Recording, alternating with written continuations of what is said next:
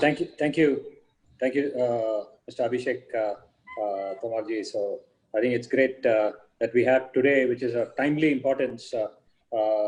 We have because everyone is looking at either the admission, because they're all right now. It's the college is starting, enrollments and the admission process is happening. But at the same time, the assessments are also right from the Supreme Court.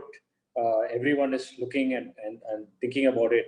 And the new NEP has brought the accreditation process, everything into the limelight as well.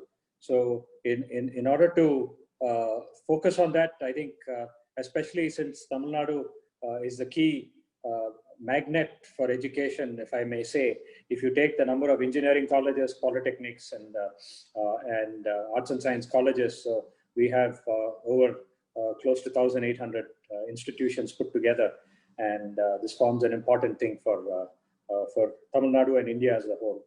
So I think we have a very eminent panel today. Dr. Sashi Anand Sridharan, Vice President of Kalasilangam. I think it's great to have you here, sir. Dr. Manivanan, CEO of Mohammed Sadak Group of Institutions, right from Ramanathapuram. So good to have you here. Sir. And then Dr. Narasimha Sharma, NVS Director, Indian Institute of Information Technology, Tiruchi.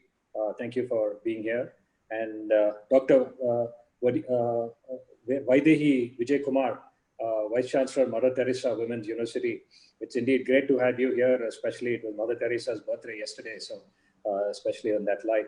And Dr. Ramesh Babu, Principal, M. Kumarasamy College in Karur. So I think with this being the case, like I was saying in my kickoff, in terms of the admissions, it's good that there's a lot of limelight today around the whole admission process, because a lot of students want to come inside. And also not only here, even students going abroad are differing this year because of the online education, and they're also coming, thinking of coming and studying in India and things like that. So if you look at the engineering admissions last year, applications for Tamil Nadu was 1,40,000. This year, I think 1,60,000 applications have already gone. So there's more renewed interest today, especially in technology, post-COVID world and things like that. And so if you were to kick off this session, if I may, so pose the first question. Now, what are the challenges that you're going to be facing, that all of us are facing today in the admission process? There is a preference for arts and science today over technical education in certain ways in terms of the number of applications going. And what novel strategies and innovations can be made to make technical education more, increase the appetite among students to increase this? If I may kick from the panel that I'm seeing, Dr. Ramesh Babu, Principal M. Kumarasamy is number one, so we'll go like that. So thank you, sir. Okay. Thank you, sir. Sir, am I audible, sir? Yes. Okay. So thanks for ELTS for giving an opportunity, and thank you, our moderator. Video is coming up now. Just check. I'm able to listen to the gentleman. Now my video is there. Yeah, they called my name also. Sir. Yeah. Hello. Dr. Sharmaji, I think you're not on mute, so we are hearing your telephone conversation. So. Okay. And I think now he has put up on mute. Okay. So coming back to the discussion point, sir. So one thing where a lot of, as you already said, there was a marginal increase in applications in terms of engineering admissions. But at the same time, there are a lot of ambiguities available among the students in terms of which domain. Especially the core engineerings are not being touched by the students, where we never say that opportunities are only with IT. Yeah, agreed that IT industry have a lot of boom in India especially, and that too in the South India.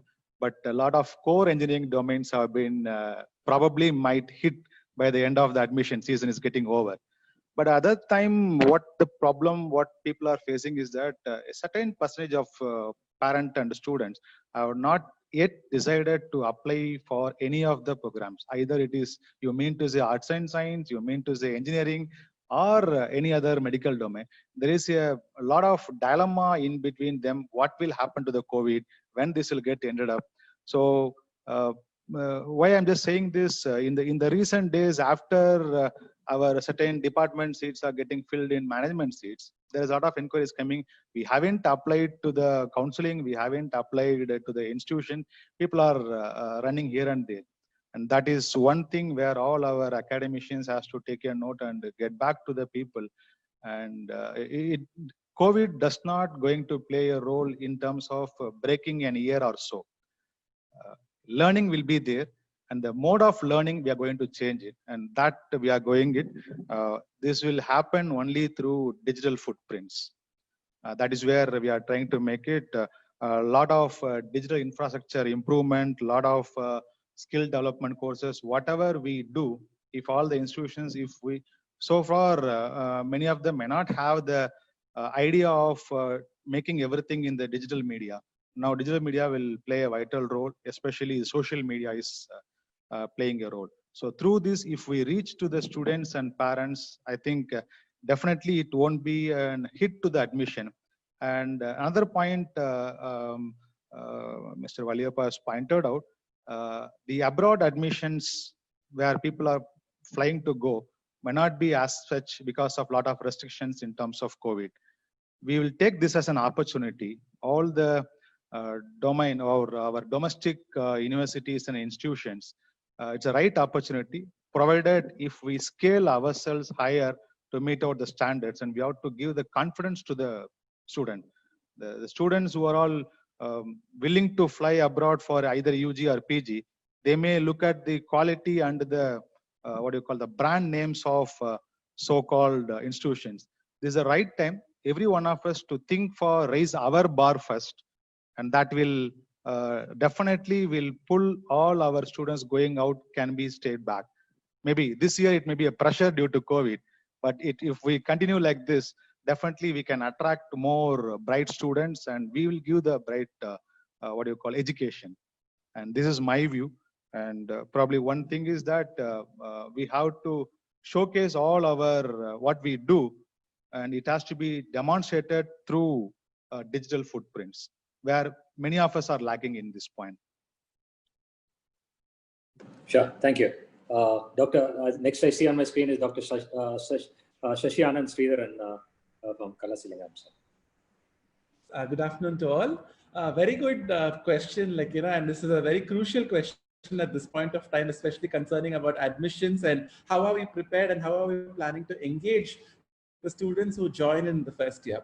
So first and foremost, couple of points I'd like to discuss, regarding this. The first and foremost is there's a general shift or a delay in terms of admissions.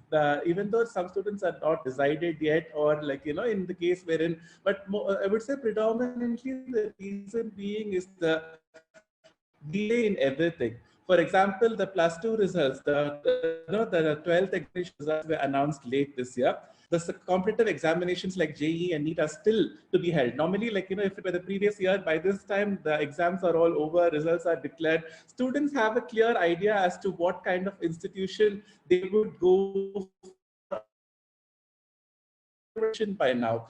Given that there is uncertainty over there, and today even couple of approached the Supreme Court for postponing the NEET examinations as well. So there is still a lot of uncertainty, or I would say a lack of decision making by the students because of the current pandemic. So yes, so there's a delay, and I think one good initiative done by AICTE this year is that they have postponed the last date for admissions. So normally by this time we would have started our academic year. This year, I think, institutions would have to agree to move in batches, start a first batch early and then maybe a second batch later, by the 1st of November, all the way till when students make up their decisions and get admitted. So first thing that is the first point I'd like to convey is due to a delay or the shift of the general proceedings in the country of what normally happens after the +2 examinations, there might be a hesitation or delay in making a decision regarding which institution and which program to join, first and foremost. Second thing is in terms of online education. So given that we are still awaiting guidelines from the central government about opening of institutions, how are we to engage the students, in the virtual mode? So normally, like, students come, see the campus. First day, there's an orientation program happening over there. They get a physical feel of being in a campus, being in an educational institution, and everything is gone for a toss this year. So everything, we have to create that environment online. And that is definitely a humongous task because, like, what come, what may, giving the physical presence or physical experience is still a challenge. And now that almost every institution is doing their classes, doing their teaching learning process online, how can one distinguish from others? How can you be different from the others? That also is an important point for institutions to consider when we start engaging the students from the first year. Like, for example, like, at Kalasalingam University, we plan to start our first year for engineering students in 2 batches. One will be in the second week of September, and the other one almost towards the last week of October. And we plan to have an orientation program online wherein students get a virtual tour of the campus. They have, like, small kind of projects to interact with each other. So small things like that, so that, like, they get this feeling of being like they feeling of moving into higher education after the school education. So creation of that environment is also crucial. That is the second point which I would also like to see. And finally, when it comes to engineering education, one thing I'd like to stress upon to all the students and to all the parents is that it is no longer a single domain going forward. Even if you're in, if you want to go in for a core program, be it mechanical engineering, be it civil engineering, be it electronics engineering, you have to have interdisciplinary knowledge. Just saying, I'm going to go into mechanical engineering, I will not study programming, or I will not know the technologies associated with the industry, would only put you at risk. The job roles today are interdisciplinary.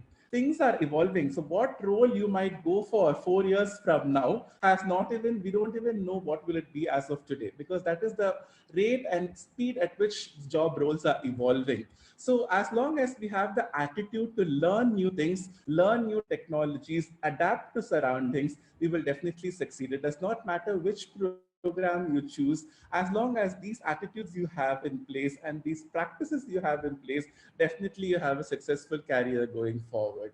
So these are some of the points I'd like to mention, and definitely we can discuss further going forward. Thank you. Sure. Thank you, Doctor. Dr. Vaidehi Vijaykumar, madam, you can. I think you're on mute, madam. Good afternoon. Thank you very much for giving this opportunity. It is indeed a pleasure to discuss about the ambiguity in women's mind for joining any college. As rightly pointed out by the previous speaker, the students have their own priority.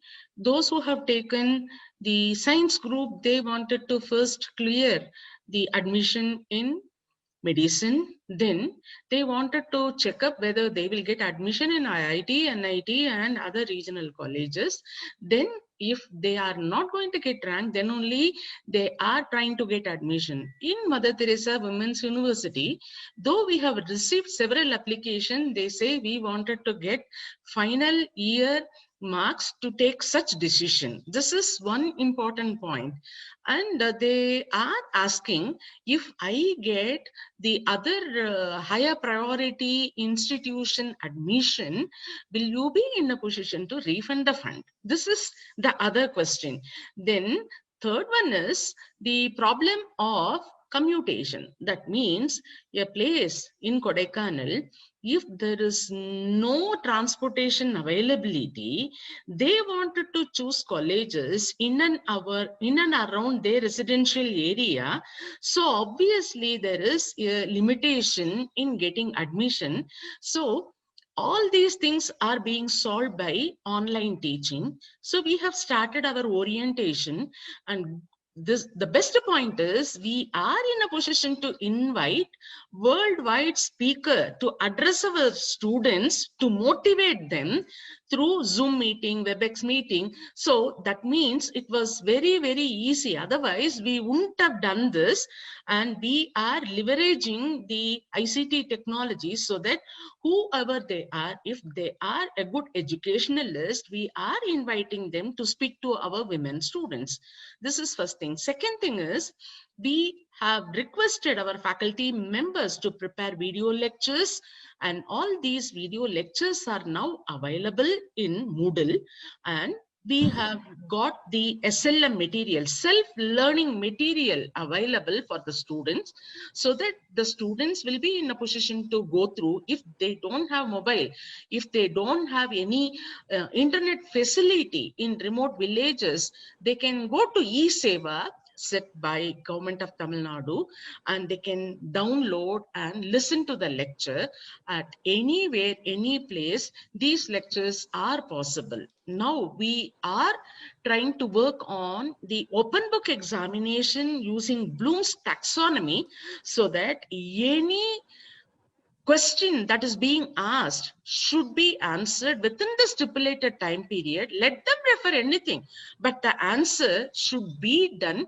by proper understanding, analysis, design, and finally a new solution for the problem, which will not be readily available in any textbook. So obviously, the admission is being done by canvassing the parent, telling that the education system will not deteriorate, and definitely the online classes, video lectures, YouTube lectures, MOOC classes, all these things are giving lots of support for the students to learn. And second thing is, if they don't have any smartphone and other important tools or computers to support video lecture, they are permitted to use eSeva and do the studies. And third one is, it is now going to be a worldwide education, because people are ready to address the students, and they are also doing counseling so that the students are coming out of their mental depression. And because of these, it is possible for them to definitely come out of their stress.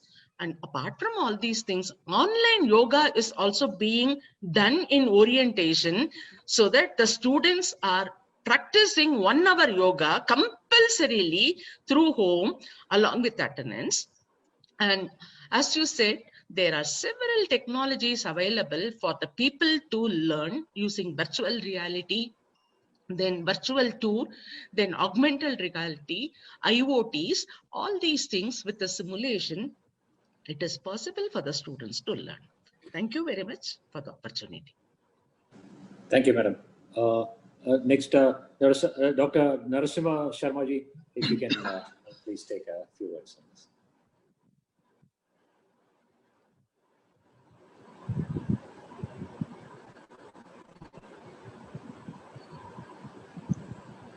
Hello, Sharmaji, we can't hear you, I think.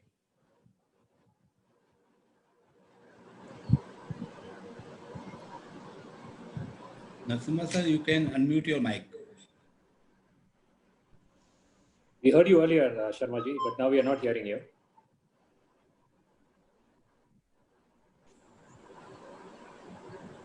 Hello. Sharmaji, can you hear us? You're on mute. We can't hear you. Yes, I think now we can. Hello.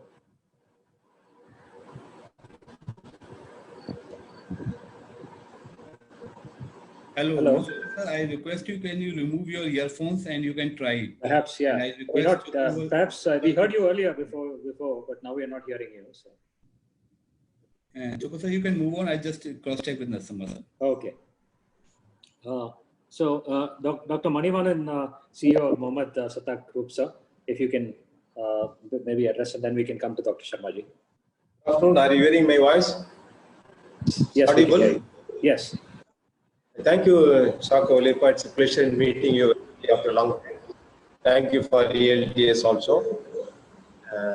The right topic. In fact, today we are in the COVID pandemic situation. a lot of difficulties are there, especially for the stakeholders of higher education.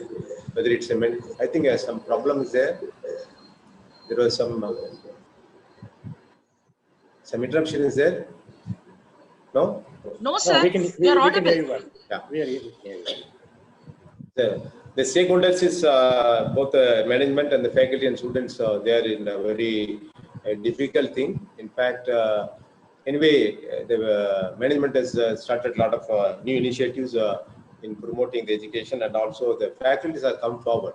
In fact, I must be very much happy about the faculty, where they started learning the new technology, especially because already there are a lot of ICT tools are available for us, but due to various reasons, we are not able to fully utilize it. But whereas today, due to this particular situation, each and every individual who is working as a faculty, they are started using all the tools. In fact, a lot of innovations in teaching is happening nowadays today.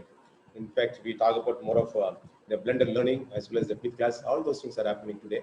The only thing is, with respect to the assessment, most of the faculties are finding it very difficult, because in what way you have to go with the assessment, whether it's the MCQs or whether you have to go for descriptive questions or any kind of things. So in what technology you have to use it, because unless end of the day, we need the perfection. Unless you give the right thought process and right technology, it has to reach to the students. So they are also done a lot of search and research. They come with a lot of new ideas pertaining to what technology to use for this kind of online teaching, including the assessment and those things. And again, with respect to lab also, they also started using virtual labs. In fact, many companies, in fact, even one company is called Learn Engineering. They have come with a lot of new ideas on content development, both for the courses as well as for the labs. In fact, many institutions, in fact, I don't want to name, because since I work for one institutions, where many good institutions come with their own online courses. Their faculty has prepared on their own. They started giving online courses for the students, as well as the labs also they started doing. So things are going on, but only thing is still a lot to steps has to be taken. You know that because India is one of the largest country with around 56% of the students come from rural area, 50 to 60%. So the connectivity is a very big problem for us. So unless we come with a proper kind of support, especially the support system for both faculty as well as the students, has to come in a very big way, for which both the government as well as the stakeholders, especially the management, has to give the right ecosystem for both faculty and the students to learn a lot of things, as well as to give many support in terms of providing a kind of a nodal center concept. Because when I come from a smaller rural area, it's very difficult for me to access the internet. So nearby town, where the set of students, say 30 students or 25 students, has to come with a kind of place, the nodal center, where they'll be given a kind of technology that will be useful for the students in near future, so that they can learn. And also the next thing is we need mentorship, because today there is a lack of coordination between the faculty within the department as well as within the student. There is no proper coordination, because social media and other things, the deviation is more. Again, there is so much interaction between the faculty as well as students. Unless we have the right interaction, the kind of synchronization between the students and faculty, as well as the faculty and the management the students, this kind of triangle, it's a bi-directional, where the kind of things has to be shared for the betterment of their education as such. It gives a kind of strength as well as moral support for the faculty as well as students. Thank you. I think this is it, but I probably thank Sure. you. Thank you, sir. Otherwise, normally we bumped into each other in the flight and other things. So it's good to see you here. Yes. Thank you. Yeah. Now I think Triple IT Director Dr. Narasimha Sharma, sir. So we'd like to hear your voice. Sharma ji.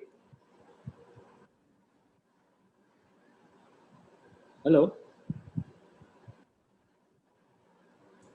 Hello.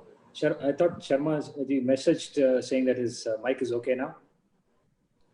I think there is some technical issue is coming, sir. I just cross-checked. Okay, because he messaged me. So anyway, so I think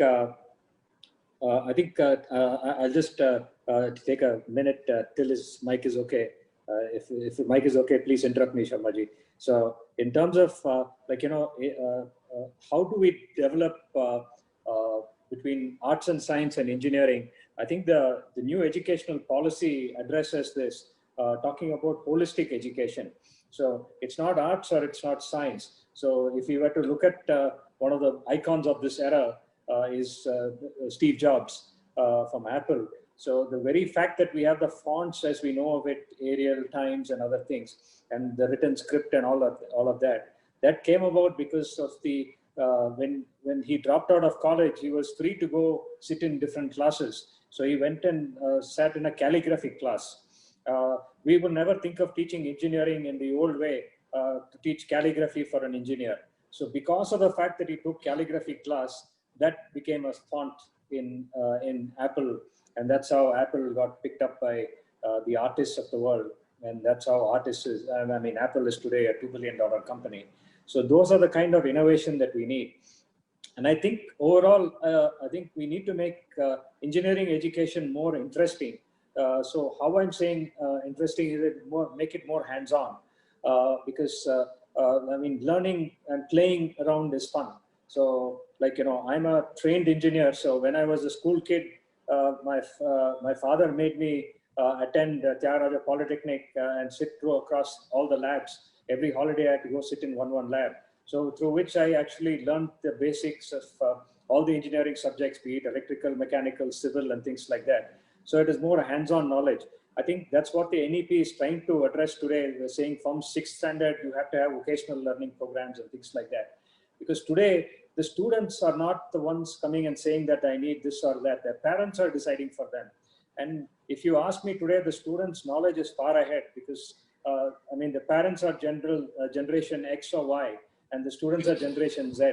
So they're looking at more in the future, be it data science or something like that. A lot of parents don't know what data science is, for example, but they say that this is good or that is good. And something very fascinating for me was just an eye-opener last week during the Smart India Hackathon. Two of our teams from Sona as well as Tyagaraja Polytechnic won the Smart India Hackathon. And we were all there were civil engineers applying IoT concepts. So I was asking the civil engineers, I said, how are you able to get this? And then all agriculture. In agriculture, how do we develop the yield better? How to get the better quality of water, improving the quality of water without wasting it. So very often as parents, you think civil engineering is just construction. And here there were students implementing IoT and civil engineering and developing agriculture. So that in a way is metamorphosized the new education that is needed. And I think that's what the NEP is trying to do. So is Dr. Sharma, your mic is ready, sir? Or? Abhishek ji?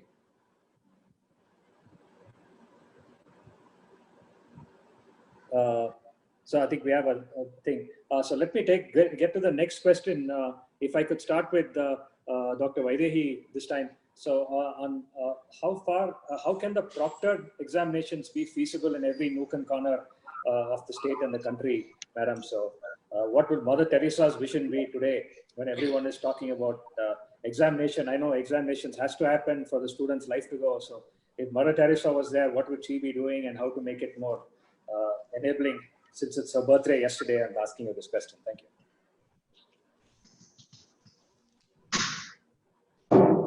Hello. Sir, Sharma is available now. Yeah. Okay. Yeah, Sharma ji, if you can. I'm sorry, there was a network problem, I think. Yeah. Sir, COVID has really made our lives 10 years ahead of time. This is what we have been advocating for last 10 years to go for online teaching classes and many other ICT tools to be used. Okay, I was working at NIT Warangal for last 28 years and recently I came here. So at NIT we started an online course teaching methodologies programs, FDPs for so many years. And yes, it made our lives reality. And we are now at IIIT conducting all the exams on time and on schedule with all other ICT tools, whatever we can do, we did it. We were the first in the beginning to start conducting exams when the major institutes were giving away the degrees without any exams and all that. My NIT Trichy and IIIT Trichy only started all this, and now it became a rule of the entire nation. I'm very happy about to say that. Coming to the admission process, I don't think there should be any problem, major problems. Of course, some technical issues, minor here and there may be there. It is an attitude change that is required in the minds of parents of the candidates. That's what I feel. All parents, those who have not studied much and other things, they have a lot of apprehensions, and those who have not seen how the admissions are going on in the recent past are giving all unnecessary information to the parents of the candidates and other things. So parents and associated people with them are to be counseled first that online is also a good convenient method. People can do everything. They can conduct the exams, they can evaluate, and they can be given admissions. Everything can be done without much of a difficulty if we have positive attitude about the people. And if we go on delaying these entrance exams and other things, about 80 to 90% of the students are going to lose the year. Please remember, majority should decide the nation's policies, nation's decisions. Some 5-10% will have the problem. Okay, let us accept that because of various reasons. Nobody is bringing a child from any place and asking them to sit in the exam and conduct it. Government will conduct. Those who feel they can write the exam comfortably, they can do all those things, they have confidence in the process. Let them come and take the exam, let them write all those things. Those who do not have that much confidence, those who have so many apprehensions, so many people, let them wait for one more year. Why 80% of the people should wait or even more? Just for the sake of 5 or 10 or 20 people or 20% of the people also. 15 lakh people are attending these exams, which is the highest in the world actually. For one exam appearing so many people. Why medicine students should lose 1 year? Just because of some 10% people or 5% of the people. So please let us accept certain problems for certain students as it is. Ours is a very, very diverse country. Okay, you can't solve all the problems for all the people at any given time like this. So I request the people, administrators and policymakers to think about the 80% or even 90% of the people who can appear for the exams, and those who have apprehensions, those who have other problems, let them stay back, no problem. We'll make all the standard procedures to conduct the exams and give the admissions and everything. Only thing is a bit of malpractice and other things, one has to be careful. So we have to invent methods for that also, developing some QR code type of certificate verification, etc. But other than that, I don't foresee, and we can invent methods also to show to the world that yes, we can do much better examination system. Even our examination system in many aspects is well appreciated. Okay, whatever we follow. The other thing is, giving the classes to the students. Earlier the whole world attitude towards engineering education, at least where I am in, is now changing. Earlier it was mostly analytical, skill problem solving type of things. So from the textbooks people can teach and solve the problems from the textbook, and it was sufficient for the engineering profession as it is. But today most of the industries are using IT enabled procedures, and most of the software tools they are using extensively, and they are expecting the students who are coming from the educational institutes to be knowledgeable or aware of these software tools, simulations and all these sort of things. Mostly skill-based things have become rather than proper foundation courses and rigorous analytical skills and all those things. Because IT tools are available even for analysis purposes in certain cases. Most of the times it's not required also, because trial and error can go to a large extent, and people can design the systems without much of a difficulty. So the teachers have to change. The teachers have to become skill-based orientation teachers rather than analysis-based teaching methods. So teaching from the textbook is no longer sufficient. The teachers will have to go to the industry, take the training, understand the procedures, understand the mechanisms that are going on, come back to the college and try to incorporate all those methods, all those things in their teaching process and teach them from the books through these skills. That is the most blended thing that is required at this point of time.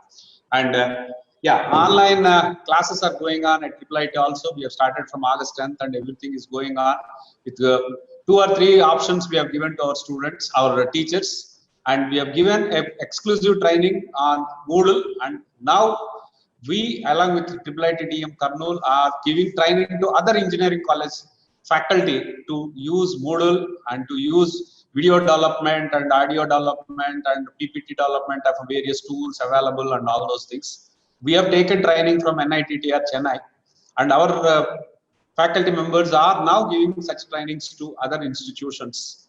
How to take out video part from a YouTube and put it in your lectures at some point, or video and audio parts of excellent teachers you can take out separately and you can add your audio part like this, okay, or how to develop these questions. So many software tools, particularly open source software tools, okay, our people are giving training to other engineering institutions.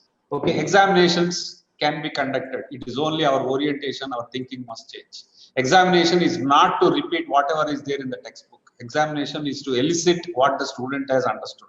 So there are many methods people can identify and make a trial and take out the real content what the student has understood. If the purpose is served, whatever way you do, it's okay. I always take it. Okay, it is to elicit what is there in the minds of the students, not to see whether he has reproduced what is there in the book of words.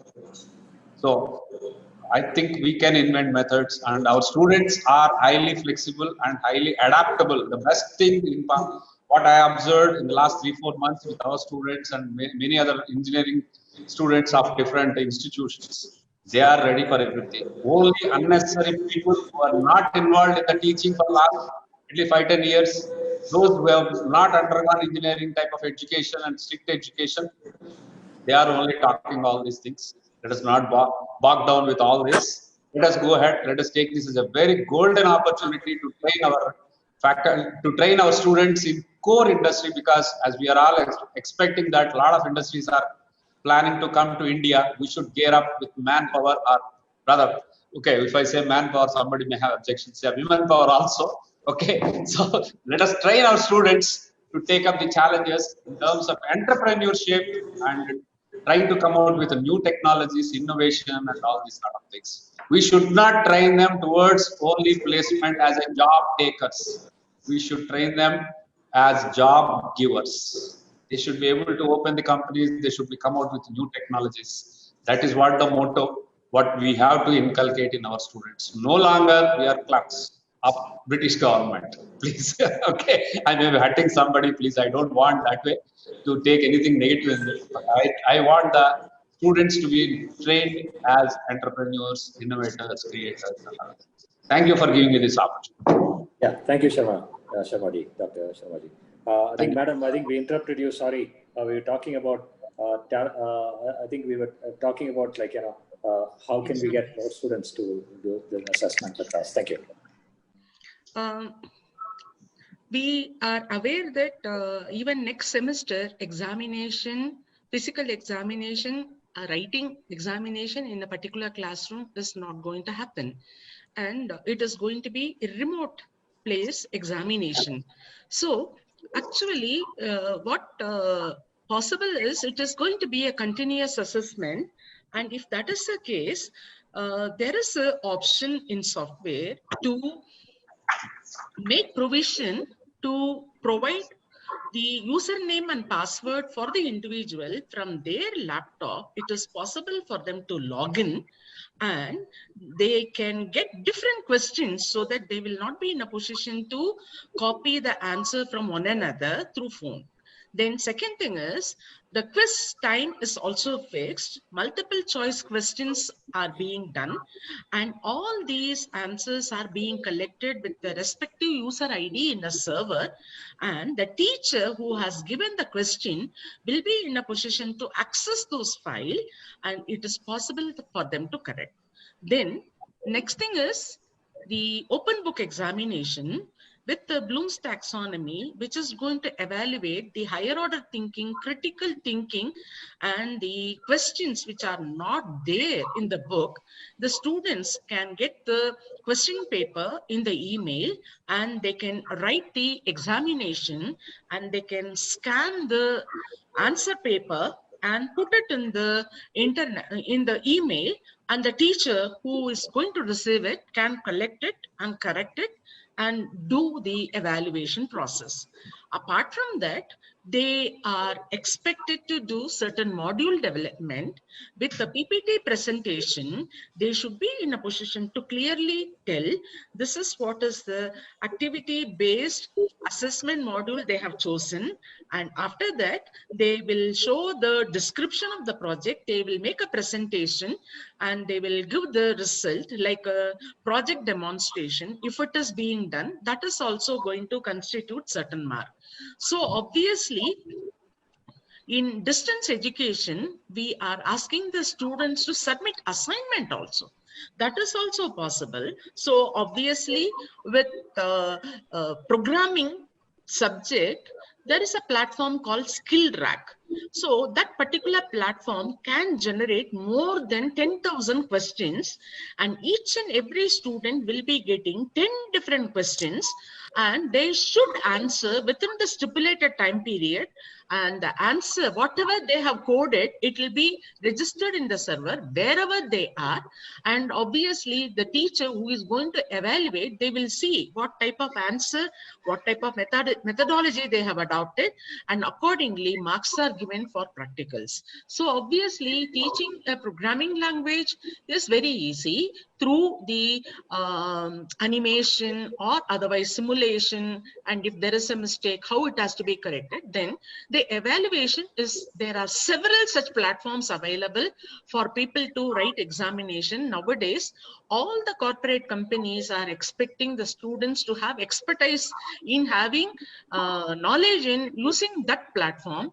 And obviously, such students who are trained in that will be in a position to handle online examination, quiz through Moodle, and the teacher direct assessment through presentation or otherwise assessment. These are the solutions that are readily available.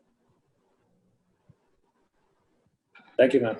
I think the importance that I'm hearing today in terms of having online assessments is to like what Dr. Sharma ji said, that like how do you authenticate that the exam is valid or not because of malpractice and things like that. So, you know, I often say that online learning, everyone is in the front row seat. There is no backbenchers. So everyone is in the front line. So what we have done in HireMe, for example, we have got a program, we changed the HireMe, which is a more recruitment platform and placement platform, into something called ProX, educational platform, where only the student needs to have is a mobile phone. And once they have a mobile phone, we've used AI and machine learning for proctoring. So the student's facial recognition is kept to either are they listening, looking, or whatever. And we take a snapshot every 20 seconds. And that is made into a video, and then it's sent across to the controller of examinations. And this can work even in 3G technology. So that's something that we've been sharing it, and about 1 million assessments have happened across India now, right from Punjab to the south. Universities have been taken care of. And that's something that would like to hear this, Dr. Sashi Anand Sridharan, sir, your views on the assessments as well, sir. Definitely. So first and foremost, like, you know, I'd like to make a point is that, like, you know, we have a very skewed interpretation of the word assessment. So whenever we hear about the word assessment, we automatically think only of written examinations, be it like, you know, the monthly tests or the final semester examination. A lot of importance is given to written tests where, you know, as even though, like, you know, you set the question paper according to the Bloom's taxonomy, but in reality, the majority is only on remembering and understanding. So where is the application there in the written test? So when someone follows outcome-based education in the true spirit and form, continuous assessment, regular evaluation of students is definitely key. So in that case, like, you know, there are opportunities are abundant in terms of assignments, in terms of projects. You know, there are a lot of asynchronous opportunities which can be given to students, like, so that they can develop, and most importantly, learn how to apply what they have learned in the practical form. So such regular continuous assessments are key when it comes to assessments, and especially it's crucial in the online learning platform. When we cannot rely only on examinations, be it online examinations, it could either be in the form of multiple choice questions or written examinations, open book examinations. Yes, that's one aspect, but that should not be the only aspect. And more and more important should be given into continuous assessment and project-based learning. Secondly, what I'd like to say also when it comes to continuous evaluation is that normally when students are in a university or in a college, they have the accessibility of talking to each other. The classroom atmosphere is completely gone when it comes to online education. So giving team projects, making different students work with each other, coming up with a common solution and making them present gives them the opportunity. That is something which we also forget, which we tend to forget when we talk about assessments, is we normally think about the individual performance, but rather this team working together with other students. This is something also which we should look at. And finally, what I'd like to say is, in terms of gauging what the students have learned, there are lots of, as you told, lots of new technologies have come wherein you can scan the faces of the students every couple of seconds so that it can be used to verify if they are authentic and all of that. So all such technologies are available to utilize that. For example, at Kalastringam University, what we have done was, even before, as soon as UGC came up with the guidelines, we conducted our final examinations in the multiple choice question format online in the month of May itself, and project reviews, lab reviews, evaluations, everything was done online using a suite of virtual labs and project presentations, so that by May itself we had completed all the assessments and examinations online. What is crucial over here is the faculty training, because our faculty members also, we forget about them when we move on to new pedagogies. So training them as to how different assessments can be done, how different evaluations can be done, giving them this opportunity will definitely, they come up with multiple ideas. We've had faculty members who came up with ideas wherein they did not want a written examination at all, but rather have multiple continuous assessments throughout, assignments and projects throughout the semester to evaluate the students, and it was accepted by the academic council as well. So such ideas, novel ideas, we should be open to accepting, as long as they are able to gauge what the student understands. If we go by the outcomes of the students, as long as we are able to gauge and prove that in the right way, we should go ahead with that, rather than talking about the very traditional mindset of written examinations only. And I think that is what the new education policy also is trying to bring in, wherein by vocation they need practical education, and how are we able to apply what we learn, rather than if we are able to remember what we learn and blurt it out in a paper. So those are some novel initiatives institutions should think about and implement going forward in this methodology of teaching learning. Thank you. Thank you. Dr. Manivannan, if you can have a quick 1 minute, and we have a couple of other questions to Dr. Manivannan. Yeah, I will go with Sasi Anand version. In fact, because today we talk about the more of outcome-based education, the learning thing has been changed. See, there are two things. One is the so-called the problem-oriented learning, and the other one is the project-oriented learning. So unless what he said is right, the faculty has to be changed their mindset, because it's what even Sharma has also said already. There is a change should be there, because change is always a constant. So unless we have to adapt, there are two things. One is you create the environment and adapt within that. So if you have these two things, we can go a long way, where we can see a lot of growth with respect to engineering education in India. Because you know that our nation is one of the oldest nations, the youngest population. So only thing is, on the other end, we have to do the right mentorship, because today the mentorship is not there properly, because the students has got the right curiosity. The curiosity leads to creativity.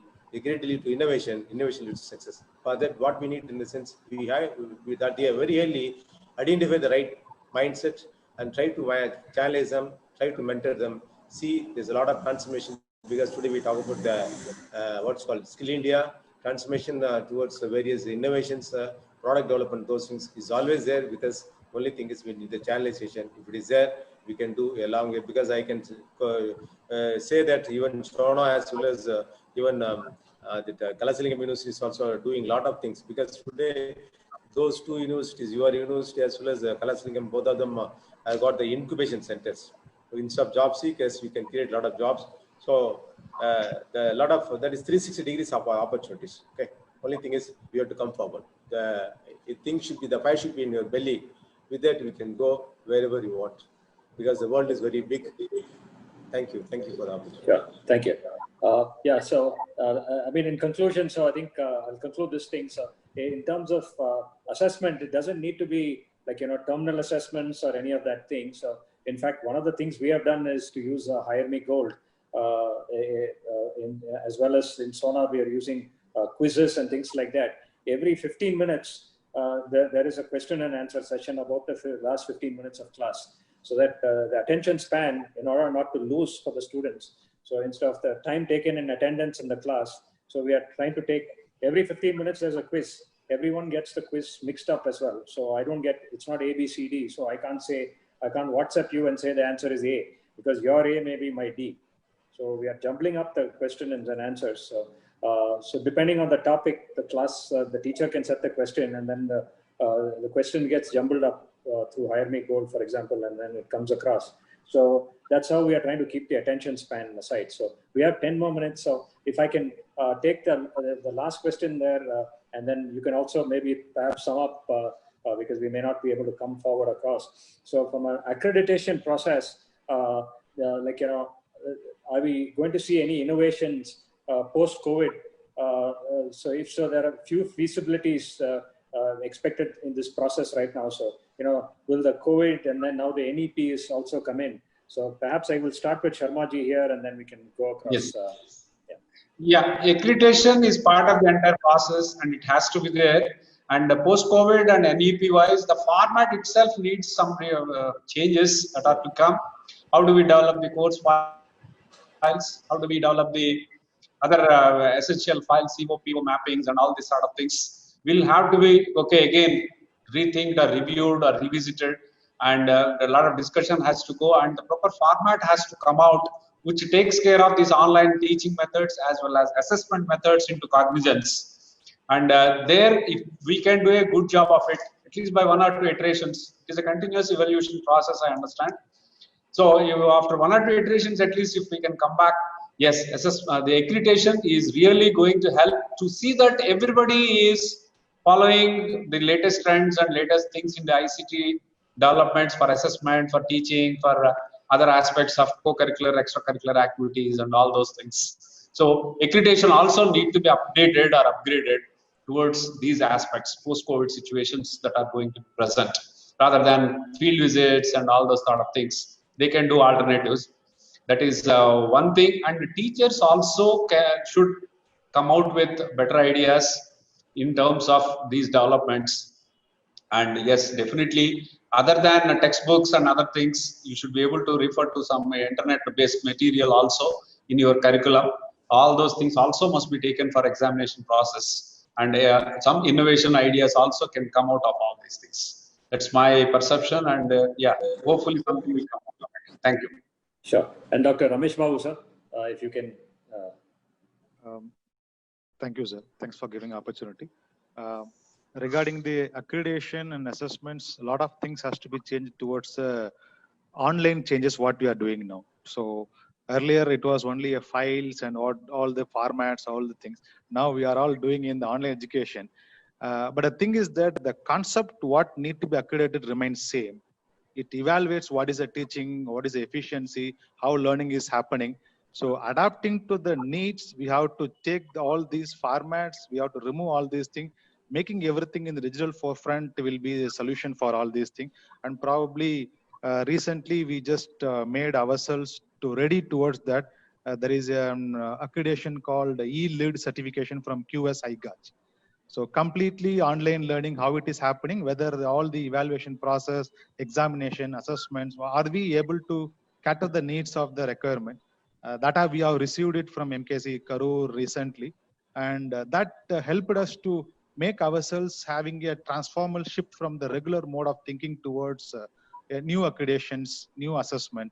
And assessment, even if you talk about assessments and all the online classes, technology is there. As you rightly pointed out, AI is the very best tool which supports everything. We can avoid all the malpractices, and even I just lightly pointing out all these practices based on how the students have attempted to make all the LMS, whatever we have, all the examination patterns, what we launched to the system. Couple of our students came out with new ideas, and in the last 1 week, we launched 2 new incubations. They started their own startups. One is for an LMS, other one is for assessment. We really shocked that students are able to say that, sir, you are given me this tool, but there is a flaw there. I can able to copy. I will launch my own tool where it is not at all possible. He comes out with an AI solution. That thing is that, as many of the panelists are saying, it's a mindset. Definitely saying if we have a right mindset and if we have a right focus, malpractice, blaming each other may not be a solution. We need the conversion from what learning to be happening and how it can be evaluated, and why not we convert all our usually we say the end exam is a more weightage, and we forget about all the concepts. Out of 5 units, as per the unit pattern, what generally we follow for all the academics, right? 1 question from 1 unit. What is the point in it? Concept wise, session wise, there should be SLOs, learning objectives. That objectives to be evaluated. So continuous assessment, converting everything into online, tracking them appropriately, and trying out. When the students is there, students always being a student. They will try to give a malpractice. It's a challenge for all the academicians. We should devise a new methodology, and that's where new accreditation, new assessment policies has to come from. This is my views. Thank you. Thank you. Thank you.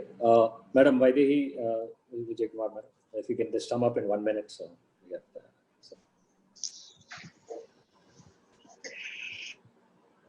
I think you're on mute. Sorry. Sir, accreditation, for example, NBA accreditation, NAC accreditation, they have 7 criteria, starting from the teaching resources availability, then library availability, infrastructure availability, the teachers, the teaching methodology, and how the feedback is given by students. All these things are coming into one slot.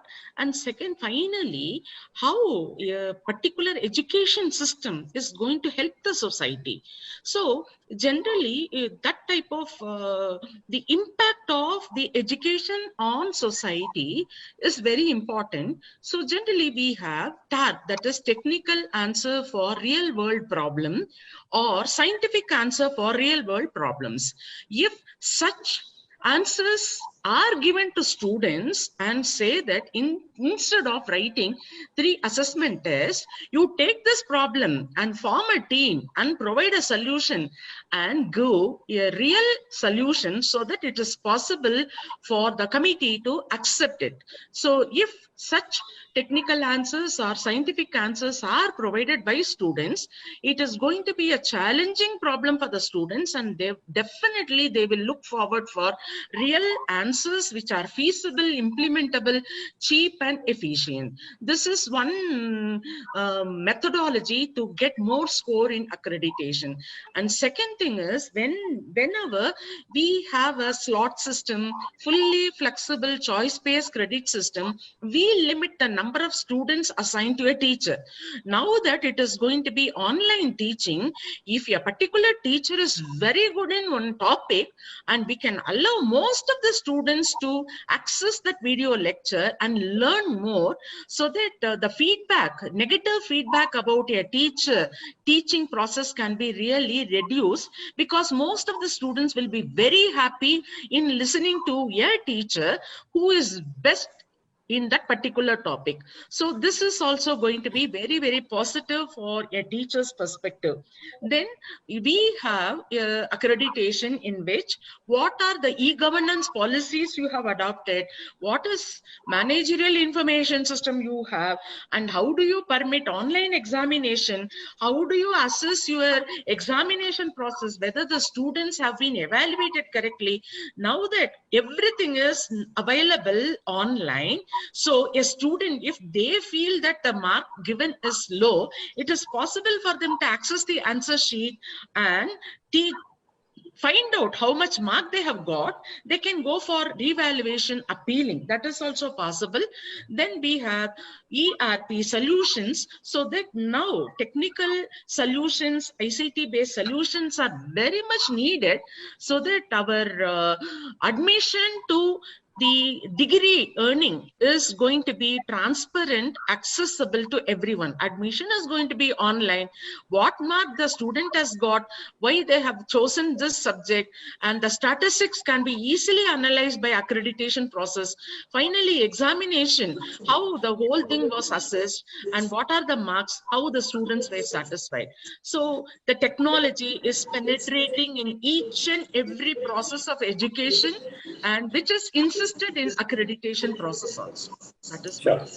Okay, ma'am. I just got a message from the organizers that we are running out of time. So, I took a survey of all the processes that licenses and the accreditation and certification that we need to do for running an educational institutions. 57 licenses has to be taken. So this is the type we need liberalization of education, and I hope NEP will address this. And at the same time, foreign education bill is going to be announced by the Lok Sabha recently, and Harvard University has 4,090 crores in their bank. 4,090 crores in their bank. So if they come in and then they were given a free hand, so I think all of us as educationalists need to say that there has to be a level playing field. They have to also have all the licenses. You can't have, you can't make the Indian institutions, like all of us running education institutions, tying a leg and making us run an international race with other universities where they're running as fast. So I think accreditation process is a very key thing, and I'm sure just like how you are able to have a re-evaluation of the student exam, I think one of the comments from Dr. Karthikeyan was that we should have a re-evaluation of NAC or NBA or anything, because every committee which comes in, they may have a different perception. So for an American visa today, you can apply 14 times before you get finally rejected. So like that, I'm sure like the student evaluation, we should have this as well. So I think it's been a very interesting panel. We have lots more discussions with my learned panel. So I thank all the people. So last one sentence, we spoke about collaboration. We spoke about having open books, examinations and things like that. And overall trying to use technology to make lives better. So thank you for ELTS as well as digital learning for giving me this opportunity to host here. Thanks everyone. Thank you. Thank you, Choco. Thank you, Anand. Thank you, Choco, sir. It was a very, very useful discussion. Thank you, sir. Thank you. Thank you, Choco sir, for the wonderful moderation. Thank you, Ramesh sir, for giving your precious time. Thank you, Vetri ma'am. Thank you, Manivalan sir. Thank you, Salma sir. Thank you, Dr. Shashi, for giving your precious time and have a wonderful discussion. So I request all the participants, if you have any question, you can take it offline also, and you can follow all our esteemed panelists on their social handles also. If you have any question, you can directly drop your question in their social tag, and you can share your views regarding and share your feedback. Thank you, everyone.